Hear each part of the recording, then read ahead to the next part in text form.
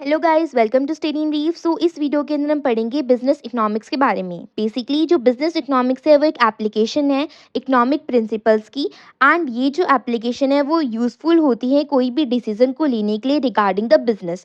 इसके अंदर काफ़ी सारे फैक्टर्स को एनालाइज करा जाते हैं, या फिर कह सकते हैं फैक्टर्स इसके अंदर इंक्लूड होते हैं, जैसे कि डिमांड, सप्लाई, प्रोडक्शन, कॉस्ट या फिर मार्केट कंडीशन। एंड इन्हीं सारे फैक्टर्स के बेस पर कोई भी कंपनी अपने डिसीजन को लेती है।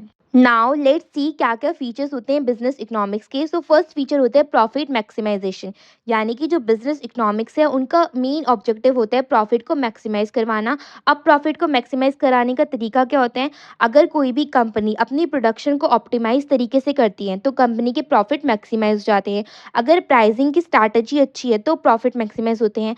एंड अगर हमने कोई भी वेस्टेज नहीं करी अपनी रिसोर्सेज के अंदर एंड रिसोर्स एलोकेशन अच्छे तरीके से कर रखा है तो भी प्रॉफिट मैक्सिमाइज हो जाते हैं।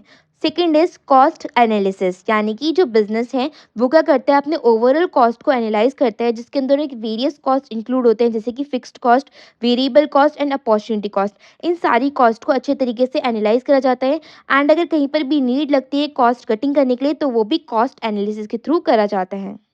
थर्ड इज डिमांड एनालिसिस, यानी कि बिजनेस इकोनॉमिक्स के अंदर इजीली एग्जामिन करा जाता है, कंज्यूमर बिहेवियर को देखा जाता है, मार्केट में क्या डिमांड है, कितनी डिमांड चल रही है, मार्केट के अंदर डिमांड है भी या फिर नहीं है। ये सारी चीज़ें बिजनेस इकोनॉमिक्स के थ्रू देखी जाती हैं।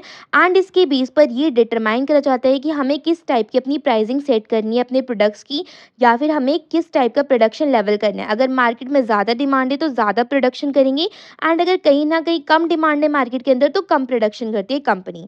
Fourth is market structure. Market structure को अच्छे तरीके से स्टडी करा जाता है। अब जो मार्केट स्ट्रक्चर है, जैसे कि हमारा परफेक्ट कंपटीशन हो गया, मोनोपोली हो गया, ओलिगोपोली हो गया, ये सारे मार्केट स्ट्रक्चर को स्टैब्लिश करा जाता है एंड इनको अच्छे तरीके से स्टडी करा जाता है। फिर उसके बाद अगर हम मार्केट स्ट्रक्चर को अच्छे तरीके से देख लेते हैं, मार्केट के बिहेवियर को अंडरस्टैंड कर लेते हैं, तो उसके बेस पर ही, मार्केट कंडीशन के बेस पर ही बिजनेस इकोनॉमिक्स का यूज़ करा जाते हैं।